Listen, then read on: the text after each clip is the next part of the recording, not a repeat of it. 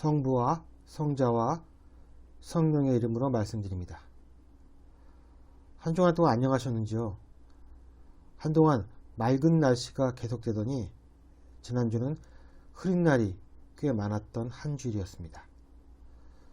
며칠 동안 반짝 더위가 있었지만 그래도 가을은 깊어가기만 합니다. 가을을 상징하는 꽃이 바로 코스모스입니다.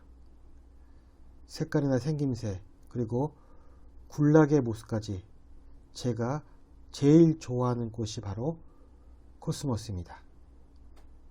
자전거로 안양 천변을 달리다 보면 이제 코스모스가 절정에 이르고 있음을 알 수 있습니다.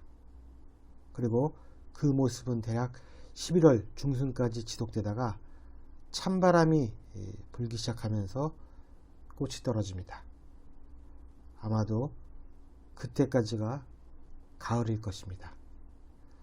짧아서 아쉬운 계절이지만 아무쪼록 이 시간을 마음과 영혼의 풍요를 위해 보내는 저와 여러분이 되기를 주님의 이름으로 기원합니다.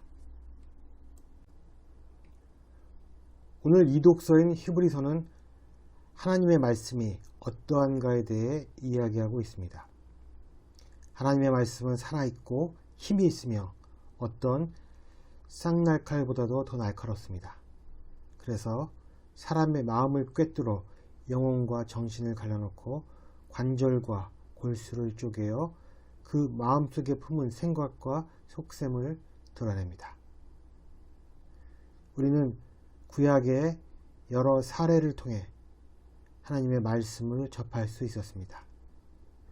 가령 아브라함이 하느님으로부터 아들 이삭을 모리아 산에서 제물로 바치라는 말씀을 들었을 때 아브라함은 하나님의 그 말씀이 자신의 온 존재를 송두리째 흔들고 있다는 느낌을 받았을 것입니다. 예수님의 경우도 마찬가지입니다. 예수님은 그 말씀의 생명력으로 인해 사람들로 하여금 그 누구보다도 권위가 있다는 평가를 받으셨습니다.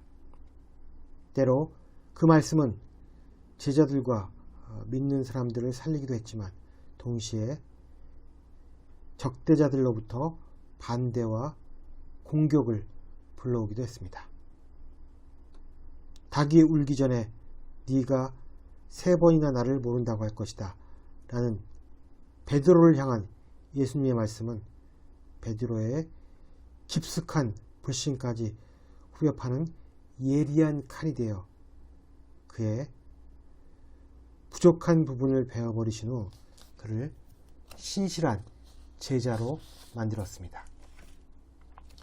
반면 말씀으로 인해 자존심에 큰 상처를 입은 반대자에게는 복수심만 돋우는 결과를 가져와 결국 당신의 죽음을 불러오게 하였습니다. 이처럼 누구에게는 약이 되고 또 누구에게는 독이 되는 쌍날칼처럼 사람들의 마음을 휘저어 놓은 예수님 말씀의 궁극적 목표는 결국 인습의 타파라는 생각이 듭니다. 즉 우리가 당연하다고 믿는 것, 아무런 질문 없이 받아들이고 있는 것에 대해 그것이 정말 당연한 것인가라고 묻기를 촉구하는 것. 우리 사고의 인습을 벗겨내는 일이 바로 예수님 말씀의 목표인 것입니다.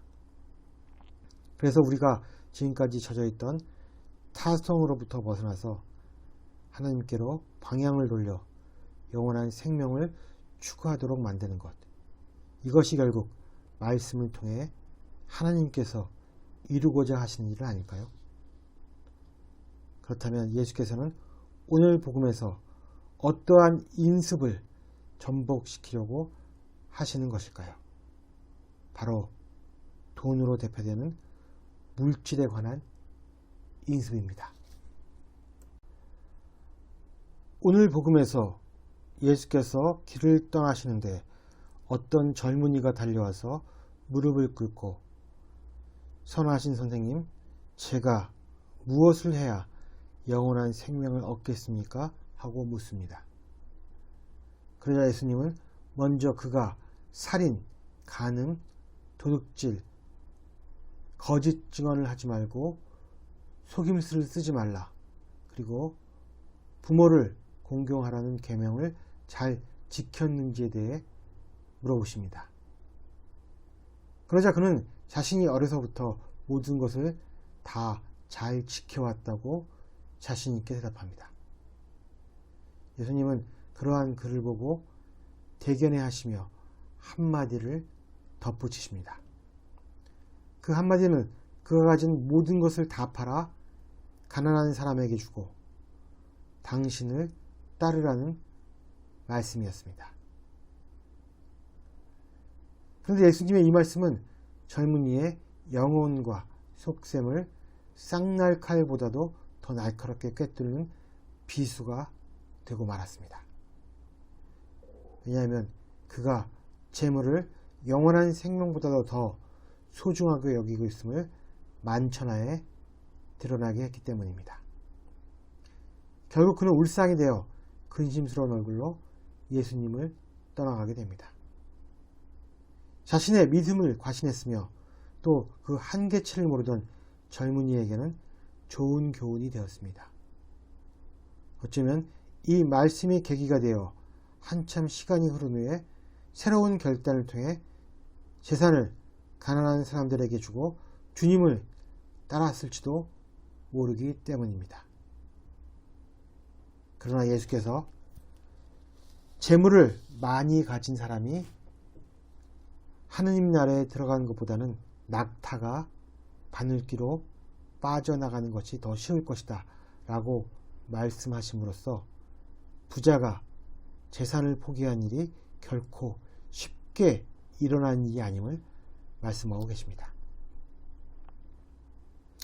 그래서 예수님은 재산을 포기하는 일, 더 정확하게 말하면 재물에 대한 욕망이 우리의 눈을 가려서 삶의 진정한 가치를 보지 못하게 하는 일에서 벗어나게 하는 경우는 사람의 힘으로는 가능한 것이 아니라 오직 하나님의 힘으로만 가능하다고 말씀하시는 것입니다. 얼마 전까지 벼락거지란 말이 유행했습니다. 벼락거지란 실제적인 자신의 소득에는 큰 변화가 없지만 부동산 가격이 급격히 올라 상대적으로 빈곤해진 무주택자를 지칭하는 신조어입니다. 저는 이런 사태를 접하면서 앞으로 벼락부자는 더 이상 나오지 않겠지만 벼락거지는 계속 양산될 수 있겠구나 라는 생각을 하게 되었습니다. 그러나 이러한 제 생각이 보기 좋게 빗나가고 말았습니다. 왜냐하면 지금 매스컴을 통해 벼락부자에 대한 소식이 끊이지 않고 전해지기 때문입니다. 주역을 공부한 저로서는 화천대유, 천화동인이라는 주역의 개가 낯설지 않았습니다. 화천대유란 하늘 위에 태양이 빛나고 있기 때문에 대유, 큰 있음이 있다, 즉 풍년이 드는 것을 상징하는 괴입니다. 천화동인이란 하늘 아래 횃불을 들고 있는 사람, 그러한 사람들이 모여있는 형상으로 촛불 집회를 연상하시면 됩니다. 동인은 뜻을 같이한 비조직적인 자발적 대중을 의미합니다. 이 괴들을 성남시의 대장동 사태와 연관지어 놓는다면 큰 몫의 돈을 나눠먹는 비조직적이나 여러 자발적 무리들 정도로 해석할 수 있습니다. 어떻게 보면 목적에 딱 맞는 탁월한 장명입니다. 아마도 이 대장동 사업에 있어서 화천대유의 실소유자인 김만배라는 기자가 성균관대에서 동양 철학을 전공했기 때문에 나온 이름일 거라고 저는 추측하고 있습니다. 그렇지 않다면 길기도 하고 부르기도 어려운 규역의 개를 회사 이름으로 사용하지 않았을 것이기 때문입니다. 로또 1등 당첨 금액이 20억 정도에서 서울에서 좀 괜찮은 아파트를 살 정도밖에 되지 않는데 누구도 그 정도를 벼락부자라고 부르지는 않습니다. 그래서 앞으로는 벼락부자는 더 이상 존재하지 않을 것이라고 생각했는데 이번 대장동 사태를 통해 투자 대비 1000배가 넘는 1000억대의 이익을 보는 사람들과 50억 원의 떡고물을 주워 먹으려는 법조계 인사들을 보면서 대한민국에는 여전히 벼락부자의 가능성이 존재한다고 굳게 믿게 되었습니다. 물론 이러한 맹랑한 투기판을 누가 설계했느냐가 현재 정쟁의 핵심입니다. 세상은 넓고 빼먹을 돈도 여전히 많은 곳이 대한민국의 현실입니다. 그런데 이러한 세상 속에서 예수님은 지금 우리에게 이렇게 말씀하십니다. 누구든지 나를 위하여 또 복음을 위하여 집이나 형제나 자매나 어머니나 아버지나 자녀나 토지를 버린 사람은 현세에도 박해를 받겠지만 집과 형제와 자매와 어머니와 자녀와 토지의 복도 100배나 받을 것이며 내세에서는 영원한 생명을 얻을 것이다. 여러분은 이 말씀이 귀에 들어오십니까? 물론 귀에 잘 들어오시지 않을 것입니다. 그러나 화천대유가 우리의 현실이듯이 예수님의 이 말씀 역시 믿는 사람들이 겪게 될 현실입니다. 그래서 믿는 사람들은 하나님의 힘으로 인해 첫째가 꼴찌가 되고 꼴찌가 첫째가 되는 천지개벽의 순간을 보게 될 것입니다. 성부와 성자와 성령의 이름으로 말씀드렸습니다. 아멘.